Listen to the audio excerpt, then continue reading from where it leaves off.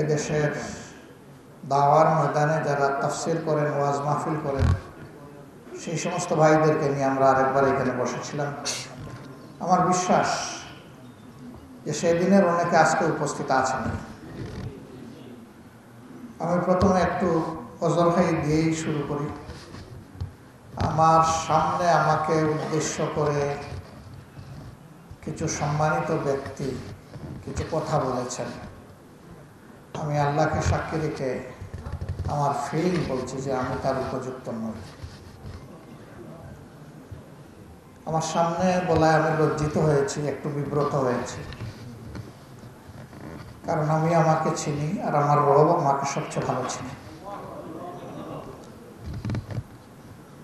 সীমাহীন সীমাবদ্ধতা আমার আছে, সীমাহীন সীমাবদ্ধতা, ইলমি আমলি সব দিক থেকে, অভিজ্ঞতা তো অবশ্যই, এই সব দিকেই আমি খুবই সীমাবদ্ধ মানুষ। তবে আল্লাহ তাআলাকে ভালোবাসি,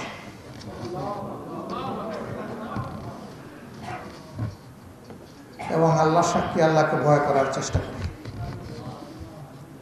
এই দুইটার কারণে যদি আল্লাহ তাআলা জাহান্নামের আগুন আমার জন্য হারাম করে দেন, তাহলে গোলামি সময় মাবুদের দরবারে অনেক বেশি শুকরগুজারি হবে আমার পক্ষ থেকে। এই মজলিসের শেষে ইনশাআল্লাহ সবার সভাপতি বক্তব্য রাখবেন। আমার আন্তরিক অনুরোধ, তার বক্তব্যের শেষ শব্দটি না শোনা পর্যন্ত ইনশাআল্লাহ আমরা এখানে ধৈর্যের সাথে বসে, আগ্রহের সাথে বসে শুনবো। আপনারা এসেছেন দেশের বিভিন্ন অঞ্চল থেকে, কক্সবাজার থেকে শুরু করে পঞ্চগড়, জাফলং থেকে শুরু করে ওইদিকে সুন্দরবন, সারা দেশ থেকে এখানে এসেছে, একটা প্রত্যাশা নিয়ে এসেছে। আর আমরা একটা প্রত্যাশা নিয়ে আপনাদের সামনে হাজির হয়েছি। আপনাদের প্রত্যাশার ব্যাপার আপনারা ভালো বলতে পারবেন, আমাদেরটা আমরা আপনাদের কাছে তুলে ধরতে চাই। মসজিদে নববীর কথা আমার সম্মানিত ভাই এবং সহকর্মীবৃন্দ বলে গেছে।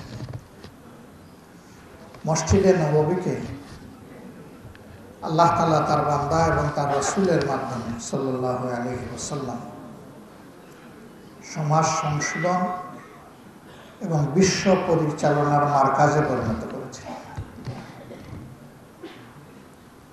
সংশোধনের ব্যাপারে এখন কিছু বয়ান হয়, কিন্তু পরিচালনার ব্যাপারে এখান থেকে কোনো ভূমিকা রাখার পরিবেশ এখনো তৈরি হয়নি।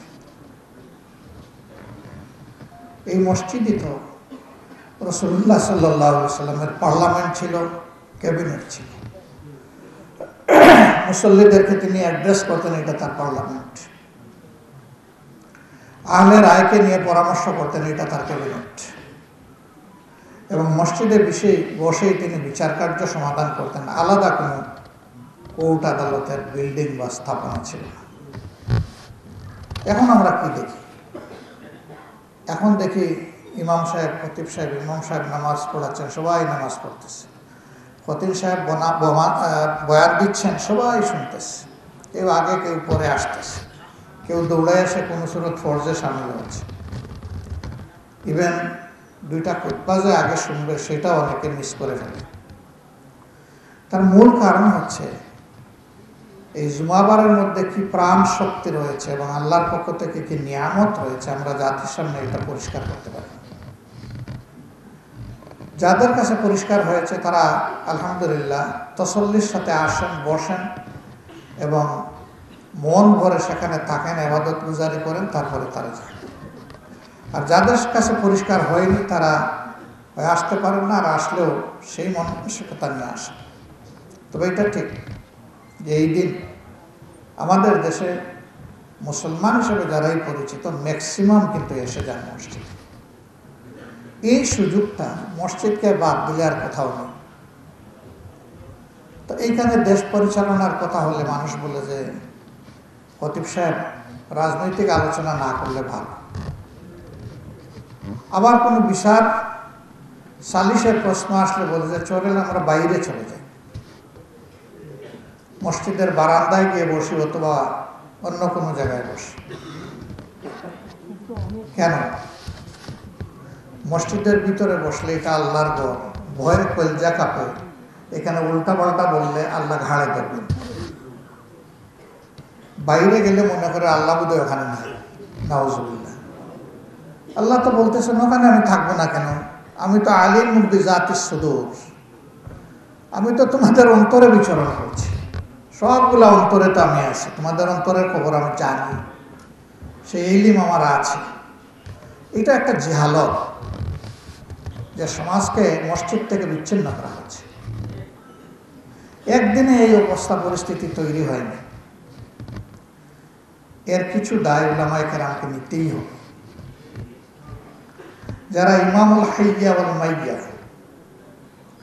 জীবনে বেঁচে থাকা অবস্থায় সবাই আমরা তাদের পিছনে মুক্তাদি, আর আমরা যখন লাশ হয়ে যাই তখন আমাদের লাশটা থাকে ইমাম সাহেবের সামনে, কিন্তু তখনও তিনি ইমাম। জীবনে মরণে যাকে মানলাম, তার মাধ্যমে কোরআনের সঠিক সবকটা আমি কেন না পাইলাম, এটা পেতে হবে। হ্যাঁ, কোরআনের হুবহু তাফসির যদি কেউ করেন, এমনকি শুধু বাংলা অর্থটাও যদি কেউ বুঝে বলেন, আমি মনে করি হেদায়েতের জন্য এটি যথেষ্ট হবে ইনশাআল্লাহ। খুতবায় অনেক মানুষ ঘুমায়। কেন ঘুমায়? সে বুঝে না যে এখানে কি বয়ান দেওয়া হচ্ছে। তো এই খুতবাকে প্রাণবন্ত করতে হবে। ইমাম সাহেব যদি, খতিব সাহেব যদি আগেই বলেন, যেটা আমরা আগে করি, আসলে খুতবা তো দুইটাই, আমরা করেছি তিনটা। একটা প্রথমে বয়ানের নামে একটা খুতবা, ভাষণ, এরপরে নামাজের সাথে সম্পৃক্ত আরো দুইটা। তো যদি ওই ভাষণটা যেটা প্রথমে দেন, সেখানে যদি বলেন যে আজকের খুতবায় যা বয়ান হবে এখন তাই আলোচনা হবে, এবং যদি কোরআনের আয়াতগুলা, হাদিসের উদ্ধৃতিগুলা সেখানে নিয়ে আসেন, তাহলে যখন ওই বয়ানটা দেওয়া হবে তখন মানুষ আস্তে আস্তে অনেকেই মিলিয়ে ফেলবে যে আজকে উনি এটা বলেছিলেন, এখন এইটা তেলাওয়াত হচ্ছে। এর একটা রুহানি আসর কলবের উপরে পড়বে আসর, এবং মানুষ তখন আর ঘুমাবে না, ঝিমাবে না। এখান থেকে কিছু রুহানি খোরাক নিয়ে যেতে পারবে। কোনো কোনো মসজিদে, এটা বোধহয় খুবই অল্প সংখ্যক হবে, সেখানে খুতবা বাংলা এবং আরবি দুটো মিলেই, এমনকি প্রসঙ্গক্রমে ইংলিশও আসলে কোনো অসুবিধা নেই। ইংলিশকে একসময় বলা হতো কাফেরের ভাষা, তো সেই ভাষায় কথা বলা মুসলমান নাই? অবশ্যই আছে। ভাষা কোনোটা কাফের না, মুমিনও নয়। মুমিন হবে ব্যক্তিটি, কাফের হবে ব্যক্তিটি। ভাষা সবগুলো আল্লাহর সৃষ্টি। আল্লাহ নিজেই তো বলেছে, আমি তোমাদেরকে বিভিন্ন ভাষা বর্ণে এই জন্য পয়দা করেছি যে তারিফ, যেন তোমাদেরকে চিনতে পারে বা তোমরা পরস্পরকে চিনতে পারো, এই জন্য আমি এই ব্যবস্থা দিয়েছি। তো আল্লাহ তাআলা যে ভাষা সৃষ্টির কথা নিজেই বলেছেন, এই ভাষা আবার কাফের হয়ে কি হবে? নিশ্চয়ই না। সবগুলো ভাষাই হচ্ছে আল্লাহ দান, নইলে মানুষের জবানে কল্প থেকে বের হতো না। এটা আল্লাহই বের করে দেন জবান দিয়ে ভাষা। তো যে ভাষাই হোক, মানুষ যেটা আন্ডারস্ট্যান্ড করে, বুঝে, সেই ভাষায় যদি আমরা সোজা সাপটা আমাদের বয়ানগুলা পেশ করি, ওটাই হবে হৃদয়গ্রাহী বয়ান। এটাতে নূতন কোনো অলঙ্কার দেওয়ার কোনো প্রয়োজন নেই। অলঙ্কার যা দরকার আল্লাহ সবটুকু কালামে হাকিমে দিয়ে রেখেছে। এবং এরপরে সোহাগার প্রলেপ রাসূল করিম সাল্লাল্লাহু আলাইহি সাল্লামের সুন্নাহর মাধ্যমে আমরা পেয়ে গেছি। এই দুইটার ভিতরে থাকলেই আমাদের জন্য বেশি কল্যাণকর। আমরা আশা করি আপনাদের কাছ থেকে যে কোরআন এবং সুন্নাহ, কিতাবুল্লাহ এবং সুন্নতে রাসূলুল্লাহ সাল্লাল্লাহু আলাইহি সাল্লামের মাধ্যমে আপনারা সমাজের সামনে চিত্রটা তুলে দেবেন। 52 সপ্তাহ 52টা খুতবা হবে ভিন্ন ভিন্ন। জাতির প্রয়োজনকে সামনে রেখে খুতবা তৈরি হবে। মসজিদ মিশনকে আমরা অনুরোধ করব যে সমন্বয়ের এই জায়গায় যেন তারা দায়িত্ব পালন করে। আগামী সপ্তাহে কি খুতবাটা এই জাতির জন্য প্রয়োজন, কমপক্ষে 1-2 দিন আগে যদি খতিব সাহেবের কাছে এটা পৌঁছে যায় বিভিন্ন জায়গায়, তারা তাদের মতো করে বলবেন, তবে এখান থেকেও কিছু খোরাক পাবে। হুবহু এইটাই তারা বলতেও পারে, আবার এর অংশবিশেষ নিয়ে আরো কিছু প্রয়োজনকে সামনে রেখেও তারা কথা বলতে। কিন্তু এখানে একটা গাইডলাইন আসবে। এমন হলে তো আমাদের মর্যাদা বাড়বে, তাই না? সবগুলা মসজিদ এবং মিম্বর থেকে যদি আল্লাহর দ্বীন প্রতিষ্ঠার এবং সমাজের ইসলাহের কথাগুলো আসে, তাহলে আলহামদুলিল্লাহ এটা আরশে আযমে চলে যাবে, পৌঁছে যাবে এবং দুনিয়া আন্দোলিত হবে, প্রভাবিত হবে মানুষের মন। মানুষ জান্নাতমুখী রাস্তা খুঁজে পাবে, হেদায়েতের দিকে যাবে। আমার ভাইয়েরা, বন্ধুরা বলে গেছেন, মুসলমানদের মধ্যে কোনো অনৈক্য সৃষ্টি হয় এমন কোনো কথা আমারও বলা উচিত নয়, আমাদের কারোর কথা বলা উচিত। তবে এটাও কোনো কোনো ভাই সতর্ক করে দিয়েছেন, ইসলাম বাস্তবতা বিবেক এর আলোকে সঠিক মনে করেন, তাহলে সবগুলা কথা হকদারের কাছে পৌঁছে দেওয়া আপনাদের মাধ্যমে আমরা আশা করব এটা আপনারা দায়িত্ব হিসাবে নেবেন। তাদেরকে নিয়ে বসবেন, কথা বলবেন, বারবার বলবেন, একবার বললে হবে না।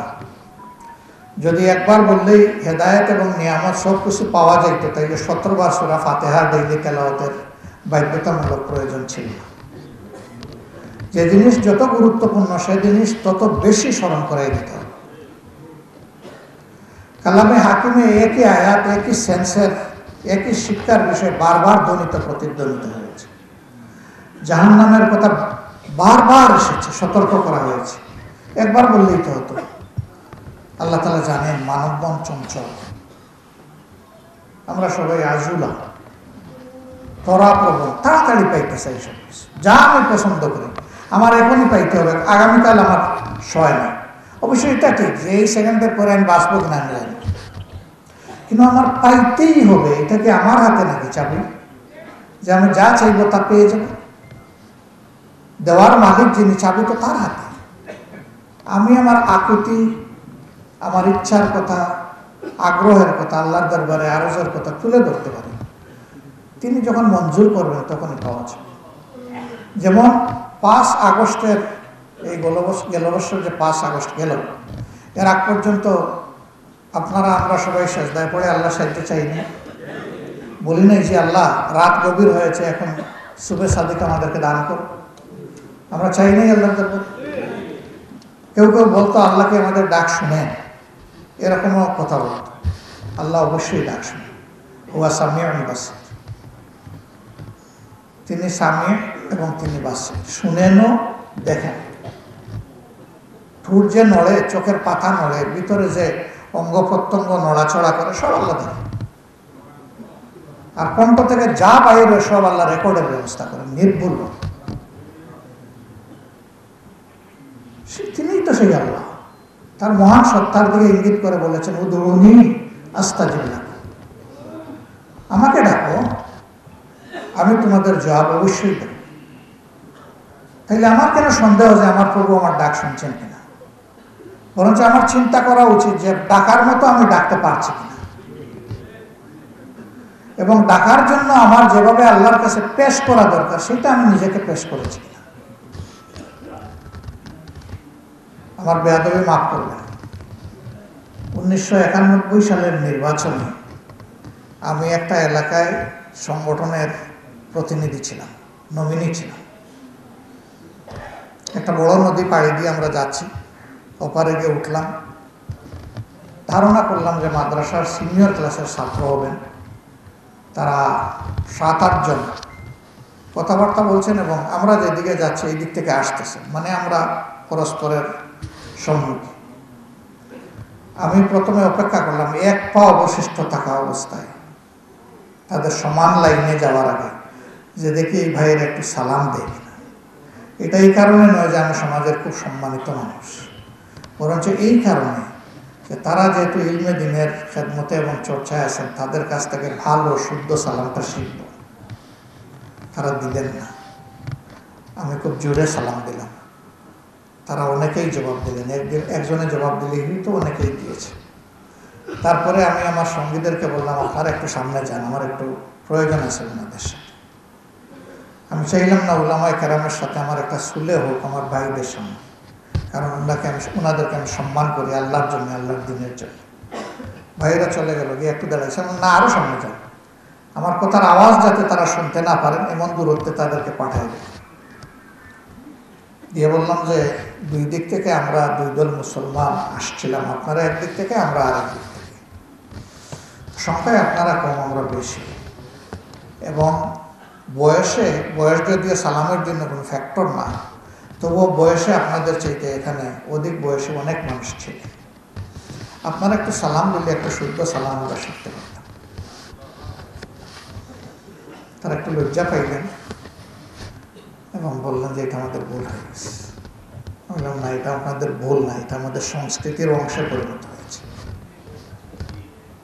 প্লিজ, আমি আগে মাপ চেয়ে নিছি। আপনি কোরআনের খাদেম, আপনি ইমাম সাহেব, আপনি খতিব সাহেব, সাধারণ মানুষ আপনাকে সালাম দেবে, এটা যদি আপনি অপেক্ষা করেন, আপনি নিজের উপরে ইনসাফ করছেন না। আপনার আমার মর্যাদা রাসূল করিম সাল্লাল্লাহু আলাইহি সাল্লামের পায়ের তলার একটা ধুলার ওজনের মর্যাদা রাখে না। তিনি শিশুদেরকে সালাম দিতেন, কিশোরদেরকে দিতেন, যুবকদেরকে দিতেন, প্রৌঢ়দেরকে দিতেন, বয়স্কদেরকে দিতেন। আমাদের সমস্যা কোথায়? আমাদের সমস্যার কারণে কি হয়েছে? ইসলাম আলাইকুম, ইসলাম আলাইকুমের চর্চা হয়েছে, কিন্তু যদি আমরা আমাদের সম্মানিত উস্তাদদের মুখ থেকে, আম্মায়ে কেরামের মুখ থেকে যদি এই সালামগুলো শুনতাম, তাহলে অবশ্যই আমরা বলতাম আসসালামু আলাইকুম ওয়া রাহমাতুল্লাহ, যেটা আল্লাহ তাআলা এবং আল্লাহ নবীর পক্ষ থেকে আমাদেরকে নাম করা হয়েছে, হাদিয়া করা হয়েছে। আমরা সেটা শিখতাম। আমি চাই আপনাদের মাধ্যমে সালামের ক্ষেত্রে একটা বিপ্লব শুরু হোক, এবং আপনারা পারবেন ইনশাআল্লাহ। এই এক সালাম মানুষের কলকে যে কত নরম করে দেয়, সুবহানাল্লাহ। আমরা আমাদের বহু দায়িত্বশীল পেয়েছি, বহুদিন চেষ্টা করে আগে সালাম দিতে পারি। তারা আমাদেরকে হাতে ধরে এগুলোই শিক্ষা দিয়েছে। আপনারা ইনশাআল্লাহ সমাজকে এই শিক্ষাটা দিতে পারবেন, এটা আমার বিশ্বাস। আপনাদের পবিত্র মুখগুলো দেখে আমি আরো বেশি অধিক বিশ্বাসী এবং আত্মপ্রত্যয়ী হয়ে উঠেছি। আপনারা যখন এর চর্চা করবেন, আলহামদুলিল্লাহ, সমাজে আল্লাহর রহমত জোড়া শুরু হবে।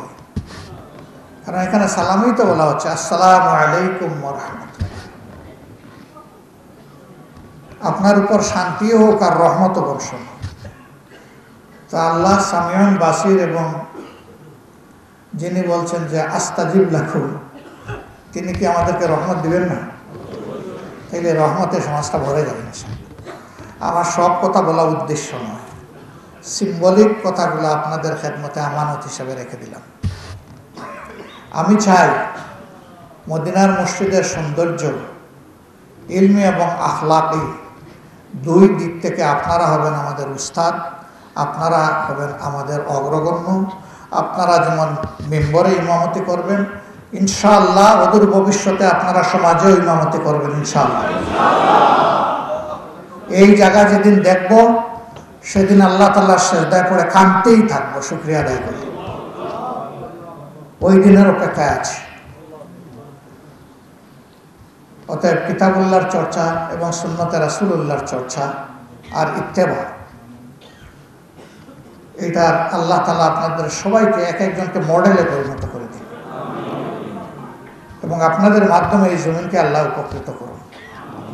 আমার ভাইয়েরা যে কথাগুলো বলেছেন, ওগুলা সব আমার মনের কথা, এই জন্য ওই দিকে আমি আর গেলাম না। দুই একটা শুধু আমি আবার রিপিট করেছি।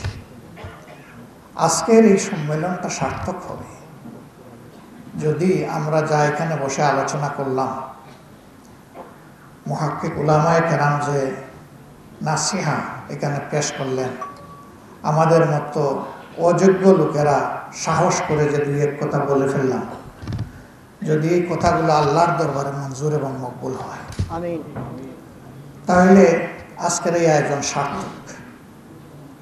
জমিনে সার্থকতা পাবে যদি আমি এবং আমরা এই কথাগুলোর উপরে সত্যি আমল করতে পারি, তাহলে জমিনও ইনশাআল্লাহ সার্থক হবে। এটার জন্য আল্লাহ আপনাদের উসিলায় বাংলাদেশের চেহারাটা পরিবর্তন করে দিন। আমি আপনাদের আবারও বলছি, আপনাদের মানে এই কয়েকজন মানুষ নন, সমস্ত উলামায়ে কেরাম, আল্লাহে আমার কাছে কোনো কবি নাই ভাই, আমার কাছে কোনো আলিও নাই, আমার কাছে ওলামায়ে কেরাম, আলহামদুলিল্লাহ। আমি এটা মানব না।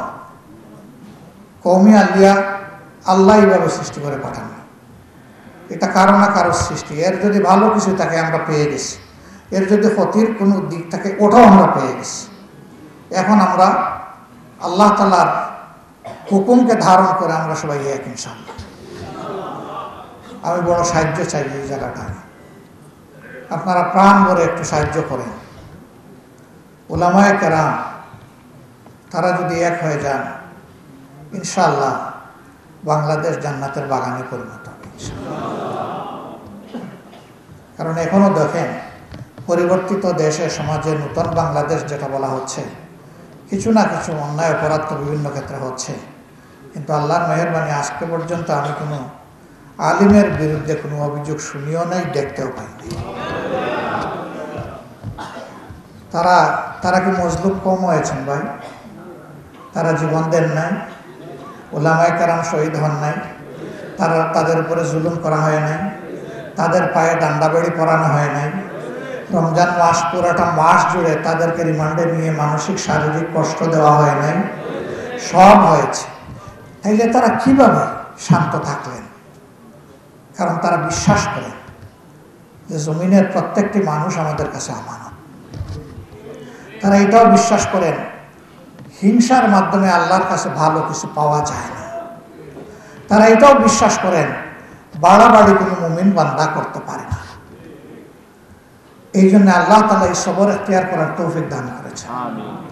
এত কষ্টের পরে যারা সবর ধারণ করতে পেরেছে, আল্লাহ যদি মানুষের মনে এই লোকগুলার প্রতি ভালোবাসা পয়দা করে দেন আর দেশ পরিচালনার দায়িত্ব তাদের হাতে আসে, ইনশাআল্লাহ মানুষের জীবন, মানুষের সম্পদ, মানুষের ইজ্জত, এই তিনটা ইনশাআল্লাহ তখন বেঁচে যাবে এবং নিরাপত্তা লাভ করবে। নারীরা পাবে, পুরুষরা পাবে, আবাল বৃদ্ধ বনিতা পাবে, সকল ধর্মের মানুষ পাবে। এখানে মানুষে মানুষে আর হিংসার কোনো ভাব থাকবে না। ধর্মের হিসাব আল্লাহ নেবেন। ইন্না ইলাইনা ইয়াবাহুম সুম্মা ইন্না আলাইনা হিসাবাহুম। এদের সবাইকে আমার দিকেই তো আসতে হবে, আর এদের হিসাব নেওয়া তোমাদের নয়, আমার দায়িত্ব। আল্লাহ তাআলা নিজে ঘোষণা দিয়েছে। আমরা আমাদের আমলে কওলি দুই দিক থেকে চেষ্টা করি ইসলামের সৌন্দর্য ফুটিয়ে তোলার। এতে যদি কেউ আকৃষ্ট হয়ে সে আল্লাহর দ্বীনকে, হেদায়েতকে কবুল করে, সেও সৌভাগ্যবান, আমিও সৌভাগ্যবান। কিন্তু এর বাইরে আর কিছু করার কোনো এখতিয়ারও নেই, দায়িত্বও নেই। এখানে কোনো জোরাজুরির কোনো জায়গা নেই, বরঞ্চ মানুষকে ভালোবাসার দায়িত্ব আমাদের। আমরা যেন মানুষের ভালোবাসা অন্তরে পোষণ করতে পারি এবং প্রত্যেকটি মানুষকে বয়স নয়, পেশা নয়, যোগ্যতা নয়, শিক্ষা নয়, তার সম্পদ নয়, আশরাফুল মখলুক তার হিসাবে আমরা যেন প্রত্যেকটা মানুষকে সম্মান করতে পারি। আল্লাহ তৌফিক দান।